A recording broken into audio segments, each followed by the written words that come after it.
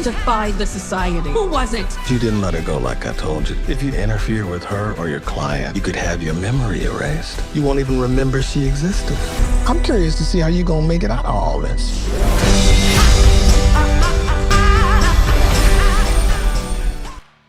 Hey, Justice, how are you? It's been a while since I've seen you. Yeah, I know. How have you been? Been good, man. Been good. First of all, both of you, great job in this film. Justice, wow, this is a lot to take on. I feel like this is a lead role that deals with a lot of history that isn't particularly great in Hollywood. What was it like stepping in, and what was it like working on this character? It was cathartic. You know, I had a similar experience to Aaron growing up. You know, I grew up in a very white environment, and I learned how to make myself small in order to make other people comfortable. And so I knew exactly the complicated layers of Aaron and how to play those really nuanced feelings. You know, Aaron is constantly appeasing other people in order to mitigate his discomfort, which then allows those people to continue to treat him that way, which then creates more discomfort. It's this vicious cycle that he's in, and I understand that vicious cycle. It's a lot of people of color's experience, you know. So I think that I just was playing the truth of it. I was playing my truth. Luckily, Kobi understood that experience so well that he was able to write accurately that truth. And so all I had to do was just lend myself to it. And that was it. Oh, you did a great job. Thank You were terrific here too. Can you talk about your experience in working with Kobi and finding your character and finding your place in this world? Working with Kobi was great because I felt like he was not asking me to play a character that he wrote. I feel like he was really incorporating who I was as a person into this character. And we had conversations. We had a couple rehearsals, luckily, where we kind of got to talk about some of our own personal experiences and where that would fit into the characters we were playing. So, you know, that's an actor's dream to just feel like you're a collaborator on that level where someone's asking you to bring yourself to something. Yeah, that's an odd thing. I mean, it's a rare thing, I'm sure, that you get that kind of experience. Yeah, it's more rare than you would like. Not that I know. But... Hey, Nicole, how are you today? I'm fantastic. How are you? I'm great. Well, I'm excited because my wife is a massive fan of yours, thanks to Nailed It. So I have to put that out there. Thank you for specifying your wife and not you. Yeah, wow. I've never, but I'm sure it's great. I'm kidding. This is such a, you know, I'm watching this film and satire is so important to telling good stories that need to be told. What was your experience with reading the script and wanting to be a part of this?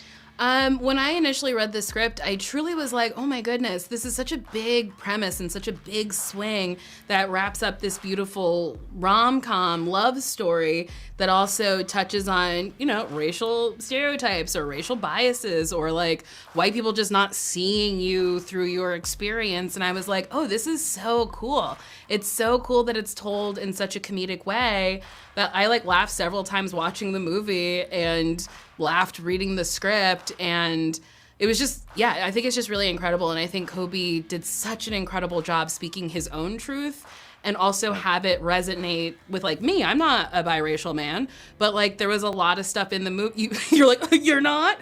But there was a lot of stuff in the movie that I was like, oh yeah, this is applicable to tons of people. This is so relatable. Well, it's funny you say that because all these interviews, everyone, I'm like, well, what's your inspiration? And I took it from my own life. Mm-hmm. Everyone has said that. How much did you take from your own life with creating this? Well, Dee Dee is, you know, the head of the society.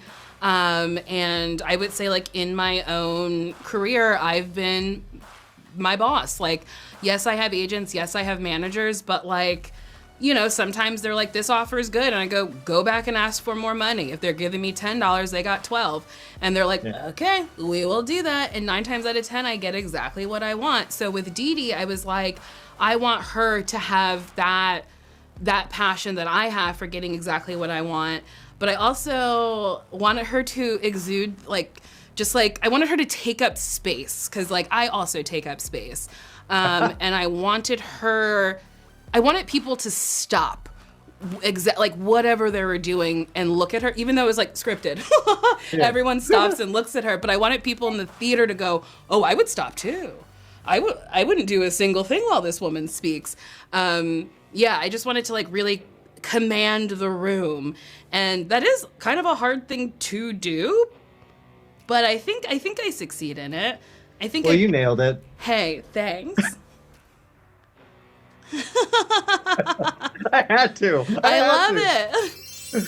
David, really pleasure to talk to you. I want to say, I was watching this film and thinking of, because I grew up on classic movies. I watched a lot, and I saw a lot of these characters. I'm like, it really shed new light on some of these classic films and these classic characters. Mm-hmm.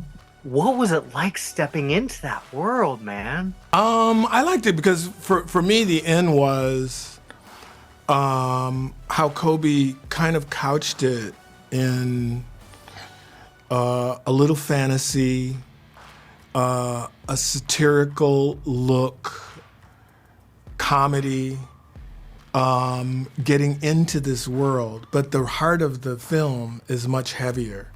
But sometimes when you couch those stories in comedy and satire, it goes down a lot easier. So it's kind of subversive. I like all that. I liked all that because I'll tell you, I auditioned for a bunch of magical Negroes, but I never got the part because I'm me. I remember because they would just be like, David's too goofy. No, never mind. I remember I auditioned for this musical about Tom Sawyer, and I auditioned for the role of Jim. He's a big, huge, black runaway slave. And for months, I was like, I can't believe they never gave me Jim. I am that runaway slave. And they're like, nah, bro. Nah, you go ahead. That's just shocking to me. It's so bizarre to look back at the history and realize how much we have changed, or have we, in a lot of ways. Well, I mean, that's why I think this movie hits differently. I'm a little older, I'm 67. I remember my family, we marched with Martin Luther King Jr. in Detroit, Michigan in 1963. I remember all of that. I'll tell you a quick story. My daughter's 16 now, but during the pandemic, we would have a film club. I would show her all of my favorite movies. And I put on Lilies of the Field, and I prepped her. I said, first of all, this is a revolutionary movie. Sidney Poitier won an Oscar, the first black man to ever win an Oscar for Best Actor. Let's watch it. So we're watching it, and about 15 minutes in, she goes, Daddy, what's so incredible about this movie? He's just playing a human being. And I said, well, that's what's incredible about it. Because it's one of the first times that you see this young black man just exist and just be a man and tell his story. And she goes, I said, yes, because that's how rare it was for a movie like this to even be filmed. And that's what's revolutionary about it, Agree. No, and that's it. I mean, you have the gift of comedy, obviously. It's nice. You're bringing that comedy into a story like this. Like you said, it just opens the doors. Yeah, it does. And also, I emulate some of my heroes. I remember Michael Keaton. In 1 year, he did Clean and Sober, which was a film about a struggling addict. It was gut-wrenching, rip your heart out. He was amazing in it. And he also did Beetlejuice. And on my vision board are those two characters because I want to do that every year. I want to play this and I want to play that. He was able to do it. I think about Jackie Gleason when he did The Hustler. He was so cold as Minnesota Fats. It was so raw and amazing. But I grew up with, Jackie Gleason, the Jackie Gleason show. They're doing pie fights. There are a lot of comics whose careers I admire. Robin Williams, the roles he tackled, he really, really spanned such terrain in terms of some of the characters that he did. So that's what I'm about, man. That's what I'm about. And I'll do a Marvel movie, okay? Older black guy. What are my powers? I can remember shit. You know, stuff like that. Well, dude, it was awesome to talk to you. Terrific performance. Pleasure, dude. Thank you. Now, one of the things you can do a lot with comedy. You can really tell some deeper, darker stories. What, for both of you, what are some of your inspirations in kind of taking on such a very powerful social satire? Start with you, Justice. So my inspirations. I mean, I really just drew on my own life, you know? Like, I think that I think I had always wanted to do a piece about race, and a lot of the stuff that I was sent wasn't about my specific racial experience. And when I read this, I was like, oh, I get this. I know how to do this. And so, but you know, any piece about race is obviously going to be controversial. It's got to be provocative. And I like that. I like when people are not afraid to start conversation. I like when people like say things plainly, and because I think that's how we progress, is we speak honestly, you know, and we dive into the deep end, and we just kind of like learn to swim from there. Yeah. So inspirations, I don't know. Sorry, the question is, what were your inspirations? Inspirations in this set, like for this specific type of satire.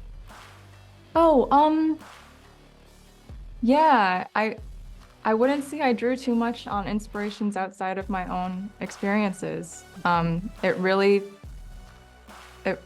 felt close to home.